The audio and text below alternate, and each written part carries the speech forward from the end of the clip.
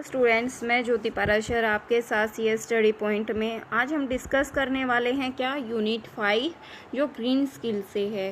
Green skill का मतलब बच्चे कि आपके जो वातावरण में पोल्यूशंस होता है या आप किसी ट्री को नष्ट करते हो, लगाते नहीं हो, इंडस्ट्री आपके ऐड हो जाती हैं आपके एरिया में आके, तो उसके बारे में हम इस चैप्टर में पढ़ेंगे। पहले तो जो आपका कंटेंट दिया हुआ है वो क्या है, यहाँ पे सेशन जो 1 है उसमें आपकी इम्पोर्टेंस दी हुई है, प्रॉब्लम दिया हुआ है, सॉल्यूशन और रिलेटेड टू सस्टेनेबल डेवलपमेंट है। ठीक है, इसमें इस टॉपिक में फिर आपकी इसके अंदर बहुत सारी चीज़ें दी हुई हैं कि कंपोनेंट क्या है इन्वायरमेंट के, और यहाँ पे हम सारी चीज़ें पढ़ेंगे। ठीक है, आज हम बात कर रहे हैं किसके बारे में, या हमारा सेशन फर्स्ट में इम्पोर्टेंस क्या है, प्रॉब्लम और सॉल्यूशन क्या होगा रिलेटेड टू सस्टेनेबल डेवलपमेंट। अब बच्चों देखो यहाँ पे इंट्रोडक्शन टू इन्वायरमेंट आप वैसे भी पढ़ते ही हो, वैसे आपको सबको पता है, फिर भी हम देख लेते हैं। The world environment is derived from the French, किस लैंग्वेज का है, फ्रेंच वर्ड से बना है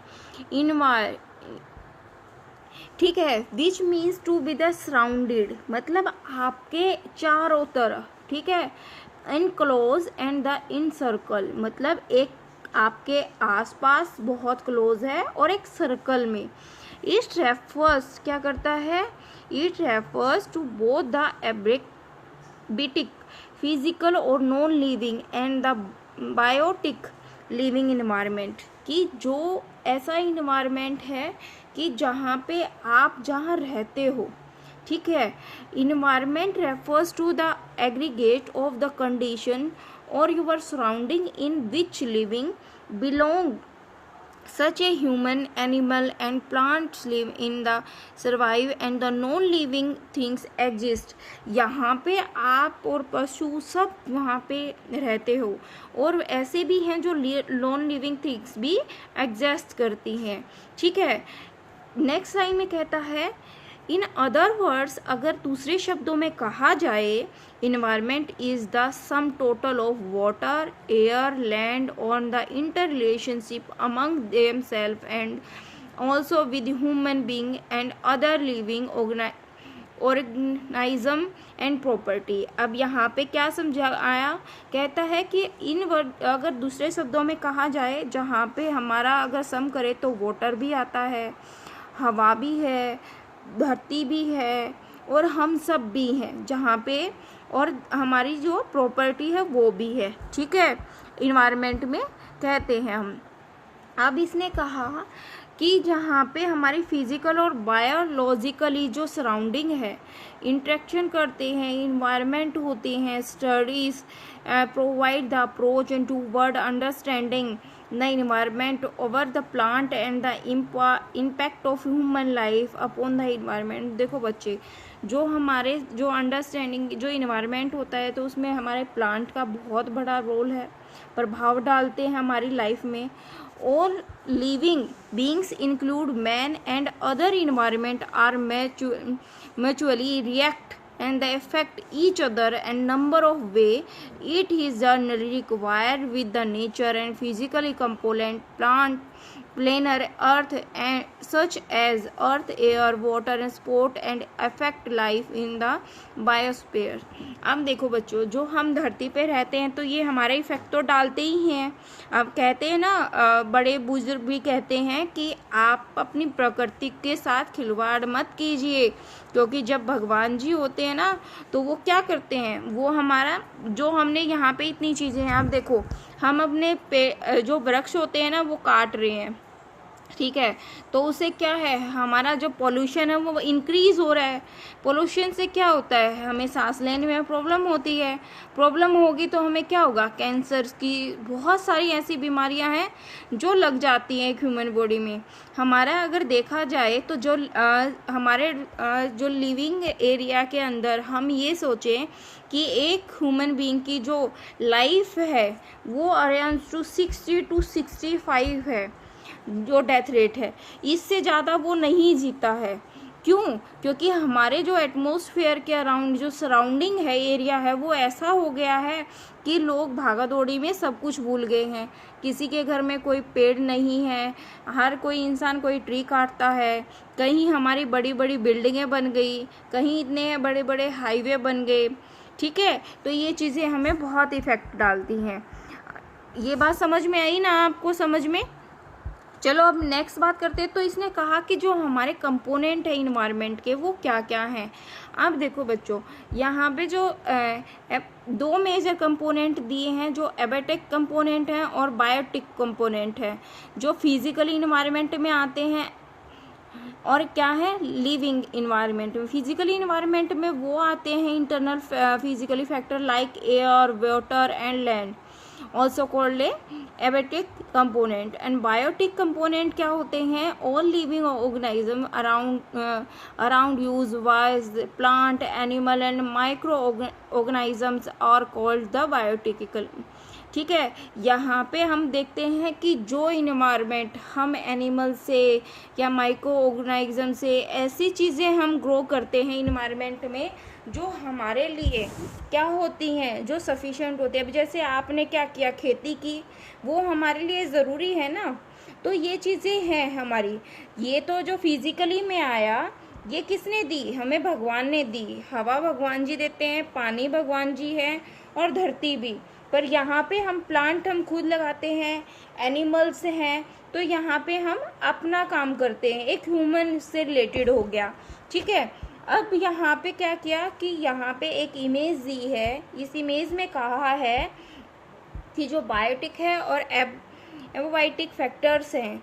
तो यहाँ पे देखो बच्चों, इसमें क्या आएंगे, यहाँ पे लिविंग थिंग आई है, example plant, animals, fungus, bacteria, जिनके थ्रू आप कोई भी अपने लिए एक चीज़ क्रिएट करते हो। जैसे आपने कर्ड बनानी है तो आप शाम को उसमें थोड़ी सी लस्सी मिला के रखते हो, तो आपकी एक दही सुबह के लिए तैयार होती है, तो वो बैक्टीरियाज हैं। ठीक है, और यहाँ पे ऐसी चीज़ें आती हैं कि जैसे सन हो गया, सोयल हो गई, एयर हो गया, टेम्परेचर हो गया, जो हमें जो प्रकृति से मिला है, मतलब इन्वायरमेंट से मिला है। ठीक है, ये चीज़ें समझ में आई आपको? अब नेक्स्ट बात करते हैं किसकी। यहाँ पे कहता है कि जो हमारा earth environment can be the further sub divided. जो हमारा अर्थ है ना, वो पहले दोबारा से सब डिवाइड किया गया। एटमॉस्फेयर आया, उसमें हाइड्रोस्फेयर आया, लिथोस्फेयर एंड द बायोस्फेयर। कितने टाइप्स के, 4 टाइप्स के, एटमॉस्फेयर, हाइड्रोस्फेयर, लिथोस्फेयर और बायोस्फेयर। ठीक है, अब इनके बारे में देखते हैं। एटमॉस्फेयर की बात करें तो हमारी एटमॉस्फेयर में क्या कहता है कि atmosphere the region at surrounding the earth is known atmosphere. जो हमारे चारों तरफ है, जैसे हम इस एरिया में रहते हैं और हमारा घर यहाँ है, तो ये जो हमारा एरिया है मतलब चारों तरफ। ये बात समझ में आई आपके? तो क्या फिर नेक्स्ट कहता है atmosphere is a generally a mixture of gas and surrounding the अर्थ। मतलब ये हमारा जो सराउंडिंग का मतलब क्या होता है कि जो हमारी गैस होती हैं, जैसे हम कार्बन डाइऑक्साइड हो, ऑक्सीजन हो गई, तो वो है हमारी क्या है, हमारे सराउंड में है। कहते हैं बच्चों, अगर हमारी धरती से विद इन 5 सेकेंड के लिए अगर ऑक्सीजन ख़त्म कर दी जाए तो कोई भी इंसान धरती पे नहीं रहेगा और वो अपनी जगह से कई गुना ऊपर उठ जाएगा और उसमें हवा भर जाएगी। ठीक है, और कहीं ना कहीं जो हमारी पल्स होती हैं वो फट जाएंगी। ठीक है, तो वो क्या है, हमारी जो गैस है हमारे एटमॉस्फेयर के अंदर, वो क्या है, ख़त्म होती चली जाएंगी। अब हाइड्रोस्फेयर की बात करें तो ये कहता है कि जो वाटर बॉडीज़ होती हैं और स्पेस पे इंक्लूड करती हैं हाइड्रोस्फेयर को। It includes the ocean, rivers and the glaciers, lakes और पोन्ड्स आते हैं। ठीक है, झील आ गई, झरने आ गए आपके, तो ये क्या है, हाइड्रोस्फेयर्स हैं जो हमें वाटर बॉडी से मिलते हैं। लिथोस्फेयर में हम क्या काम करते हैं, जो अपर मोस्ट पार्ट होता है। अभी देखो बच्चों, लिथोस्फेयर का मतलब क्या है, अब जैसे and include soil and eats the partially rocks and metals। जो हमारी चट्टानें हो गई या पर्वत हो गए तो वो लिथोस्फीयर के अंदर आती हैं, और बायोस्फीयर के अंदर आती हैं कि जो हम few kilometre into the atmosphere to deep ocean is known as the biospheres and the region of earth where life exist is known as a biospheres. अब देखो बायोस्फीयर्स में क्या है, वहाँ पे लाइफ सपोर्टिंग एंड मेटल होता है जो अर्थ एग्जिस्ट करती है। अभी जैसे बच्चों देखो, अब कहते हैं कि किसी ने रिसर्च की कि हम मंगल ग्रह पे वहाँ पे हम रह सकते हैं, तो वहाँ पे क्या है, ऐसी सर्कमस्टांसिस मिले जहाँ पे एक ह्यूमन वहाँ पे लिविंग एरिया या मून पे, तो वहाँ पे क्या कहते हैं कि वो बायोस्फीयर्स की बात होगी कि वहाँ पे हम एग्जिस्ट कर सकते हैं। अभी कोई बंदा लद्दाख चला जाए तो क्या है, वो कहता है कि वहाँ पे लाइफ थोड़ी एग्जिस्ट कर जाएगी, क्योंकि वो रीज़न ऐसा है, एटमॉस्फेयर ऐसा है कि हम वहाँ एग्जिस्ट कर जाएंगे सम कुछ पर्टिकुलर कंडीशंस के साथ। अब आपको पता चला इन्वायरमेंट के 4 पार्ट हैं, एटमॉस्फेयर, हाइड्रोस्फीयर, लिथोस्फीयर और बायोस्फीयर। ये बात समझ में आई आपको। अब चलो नेक्स्ट चलते हैं।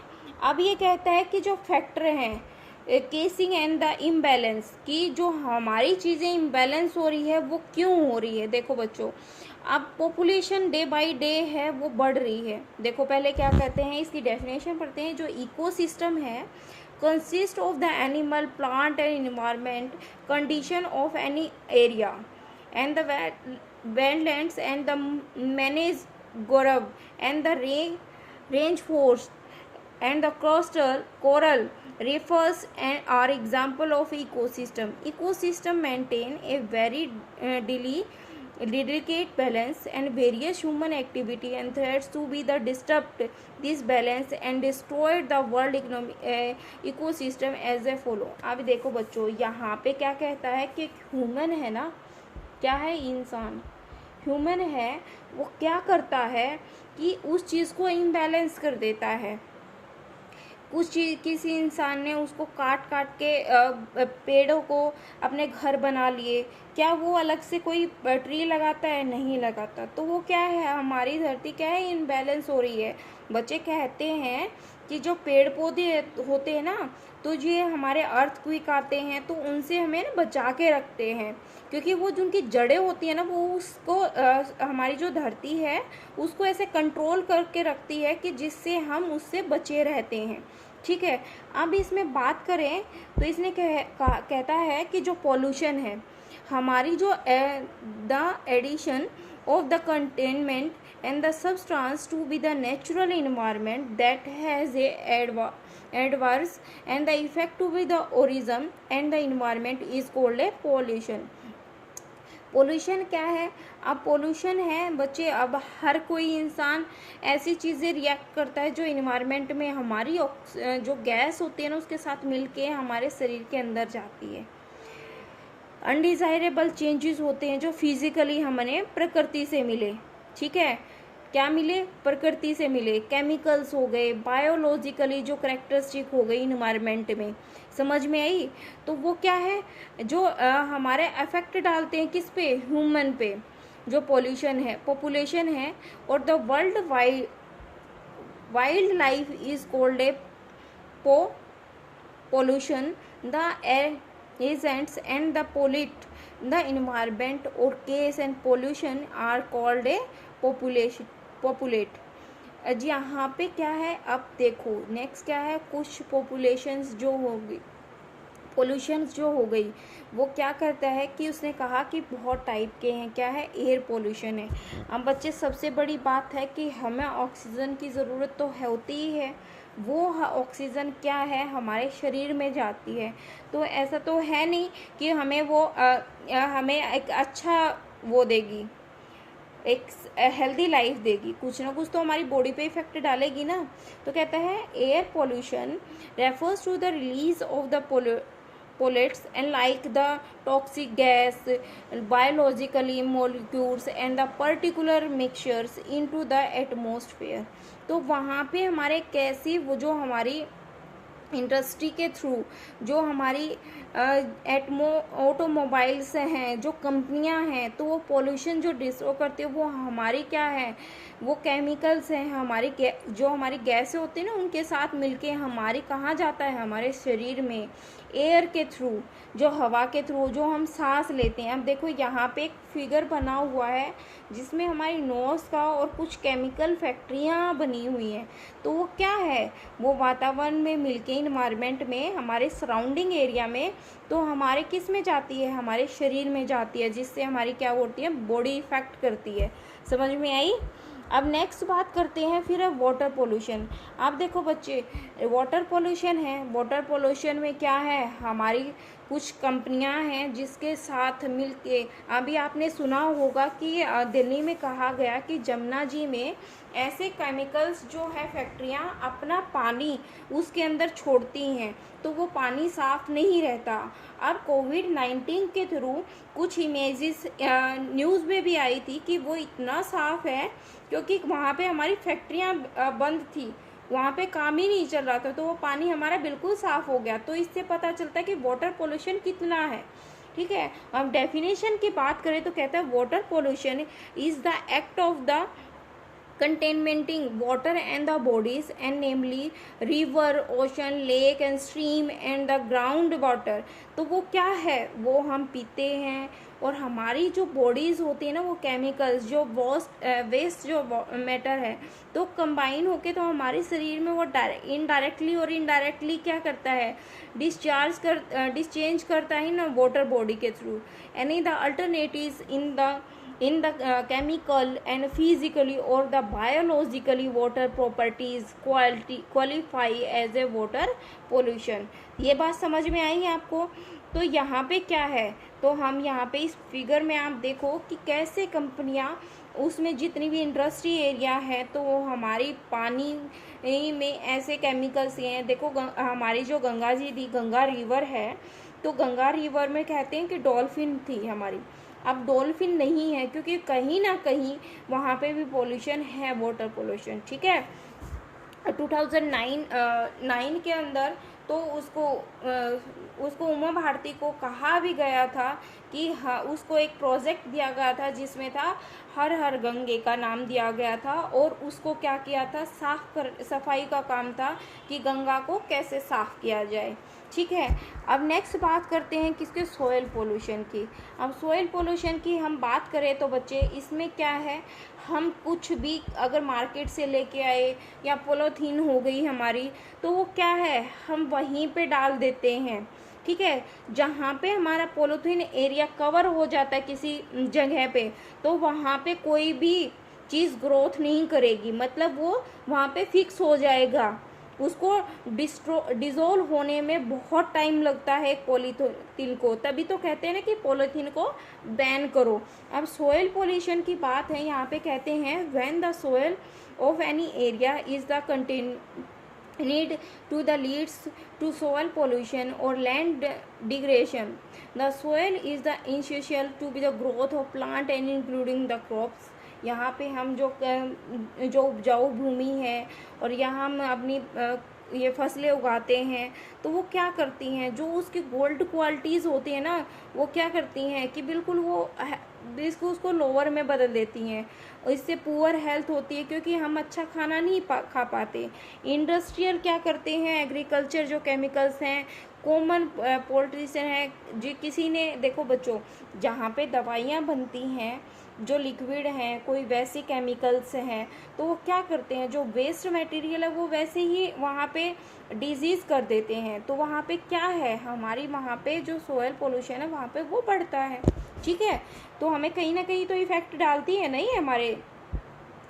आप देखो यहाँ पे जो नॉइस पोल्यूशन है, नॉइस पोल्यूशन बच्चे सबसे बड़ी बात ये है कि नॉइस है ना, डिस्टर्ब करती है एक चीज़। अब क्या है, हर घर में एक फैमिली में अगर 5 मेंबर हैं तो 5 के पास एक व्हीकल होना चाहिए, वो अपना पर्सनली लेके उसको चलेगा। ठीक है, अब देखो नॉइस पोल्यूशन क्या है, when the environment is feel the unnecessary और unpleasant sound that are harmless to be animal and plants it is called a noise pollution. बच्चे एनिमल्स और प्लांट्स की बात नहीं, ये ह्यूमन के लिए भी है। जैसे जैसे हमारी एज बड़ी होती है ना, तो ये जो नॉइस है वो अच्छी नहीं होती।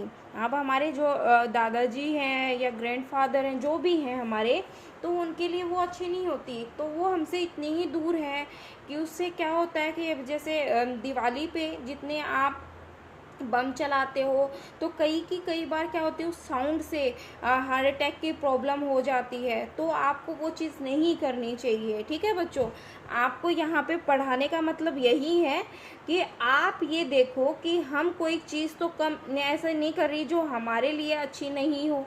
ठीक है बच्चों, अगर आपको कोई कंटेंट भी समझ नहीं आ रहा तो मुझे कमेंट बॉक्स में लिख सकते हो। अगर आपको कंटेंट अच्छा लगता है तो आप सभी जगह अपने फ्रेंड सर्कल में इसे शेयर कीजिए, इसे सब्सक्राइब कराइएगा। ठीक है, अब देखो यहाँ पे जो हमारे ट्रांसपोर्ट हो गए, व्हीकल्स हो गए, जो मशीनरी हो गई, इंडस्ट्री हो गई, लाउड म्यूजिक हो गया, some of the most common source of the noise pollution. This is the type of pollution the long term can give rise is the chronic and disease like in the cardiovascular and disease हो गई। क्या है? कार्डियोक्यूलर disease है जो हमारी। तो यहाँ पे क्या है, ये हमारे लिए अच्छी नहीं है। अब रेडियो वेव पोल्यूशन है बच्चे, जो हमारी रेडियो वेव पोल्यूशन है ये क्या करती हैं, जो बेटा रेज है, क्या है बेटा रे, तो ये क्या है, इस केस इन डिजीज क्या है हमारी, इन केस डिजीज है जो in living organism and it's known is the radio active pollution. जहाँ पे आप क्या करते हो, न्यूक्लियर पावर इंडस्ट्री होती हैं, जहाँ पे आपके मिसाइल बन गए या कोई भी ऐसी प्लांट जो है जहाँ पे हमारी क्या करती हैं बॉडीज़ और वाटर पे इफेक्ट डालती हैं। ठीक है, रेडियो एक्टिव जो pollution is the present in the environment, it can be the linear is the discard and making innumerous areas of land and unit for the human occupation of any sort। ठीक है, जहाँ पे हमारे nuclear plant बनते हैं तो वहाँ पे हमारी ये रेडियो एक्टिविटी होती है, तो ये भी बहुत इफेक्ट डालती है। अब बच्चे अब कहते हैं कि जो हमारा वर्ल्ड वार हुआ था और जापान के ऊपर जो मिसाइल छोड़ा गया था, तो कुछ समय के लिए जो रेडियो वेव्स थी तो वो ऐसी थी कि वहाँ पे अब तक भी बच्चे, पहले जो बच्चे होते थे उनको पोलियो की शिकायत थी, वो उनकी कंप्लीट बॉडी नहीं होती थी, उनका कोई ना कोई पार्ट ऐसा होता था कि वो वहाँ पे उनका पोलियो लगा होता था। ठीक है, तभी हमें पोलियो की ड्रॉप्स है ना, तो हमें सरकार प्रोवाइड कराती है। समझ में आई कि ये हमारे लिए क्यों इफ़ेक्टिव है। अब देखो नेक्स्ट, अब क्या है बच्चे, अब यहाँ पे क्या है कि नेक्स्ट बात करें तो यहाँ कहता है over exploitation of resource. Over exploitation refers to the harvesting the renewable resource to the point of the disicing and the returns, and continuous over exploitation can lead to the destruction of the resource. An example, resource removable or wild medicinal plant and exercise or jam fix the animal and the discuss and the forest, and the overfinishing and the hunting result in the over exploitation of the forest and natural habitat।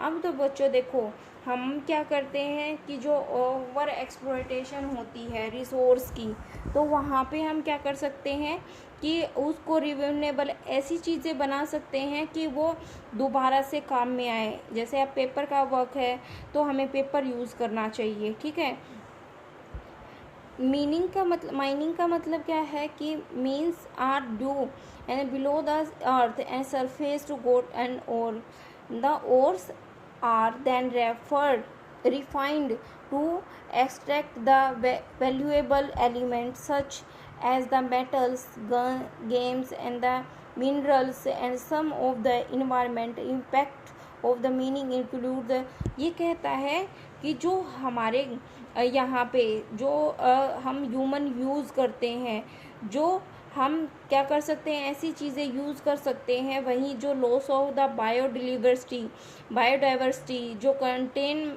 मेंटेनेशन of soil को अच्छे से रख सके, ground water को अच्छे से रख सके, तो वो क्या करना चाहिए, उसको मीनिंग प्रोसेस, मुद्दे को मीनिंग प्रोसेस ऐसी करनी चाहिए कि उनको एक जगह इकट्ठा करे और उसको ऐसा बनाया जा सके जो हेल्थ के लिए अच्छा हो। ठीक है। क्लाइमेट चेंज, जो climate change continue play in the significant role in the, जो क्लाइमेट चेंज है तो वो हमारे लिए बहुत अच्छा होता है। इकोसिस्टम जो है globally and warming has the lead to be the increase in temperature, तो वो क्या है, जो ग्लोबल वार्मिंग क्लाइमेट चेंज जो ग्लोबल वार्मिंग है तो क्या है, टेम्परेचर इंक्रीज हो रहा है। Sea level occasion in the distribute ecosystem nature balance, तो वो क्या है, इससे हमें ना हमारी जो क्लाइमेट चेंज हो रहा है तो हमारा नेचर बैलेंस नहीं हो रहा, तो हमें इन चीज़ों का ध्यान रखना है। लैंड क्लीनिंग, तो ये ह्यूमन जो पॉपुलेशन इंक्रीज़ हो रही है तो वो need to be develop more land, उसको ज़रूरत है कि बहुत ज़्यादा लैंड करने की।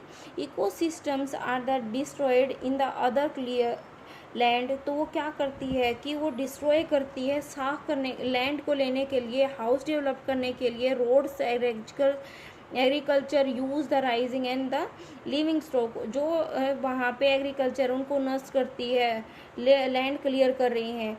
यहाँ पे आप द डिफॉर्मेशंस क्या है, यहाँ पे deforestation is the cutting the trees, यहाँ पे हम क्या करते हैं, कट कर देते हैं ट्रीज़ को।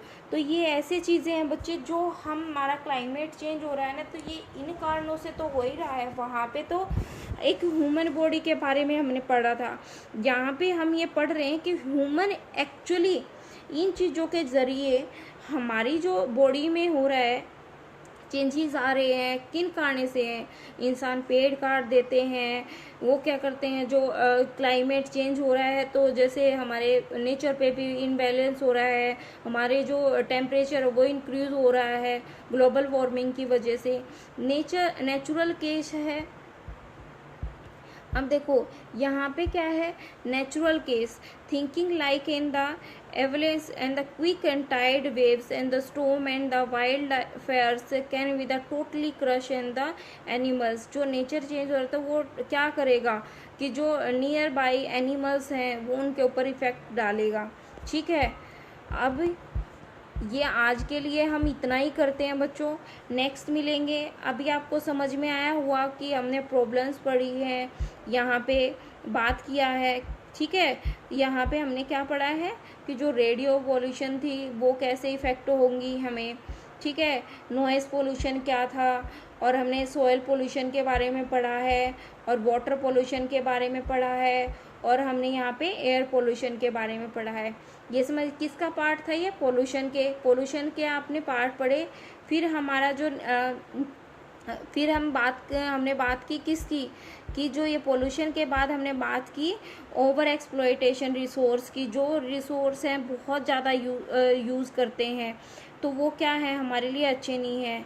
तो हम यहाँ पे क्या है, आपके ये चीज़ें हैं ना हमें कम करनी चाहिए बच्चे, इन्वायरमेंट के अकॉर्डिंग। इतनी बात आपके लिए समझ में आई। आज के लिए इतना ही, मिलते हैं नेक्स्ट वीडियो में, नेक्स्ट इसी टॉपिक को फर्दर कंटिन्यू करेंगे। Thank you.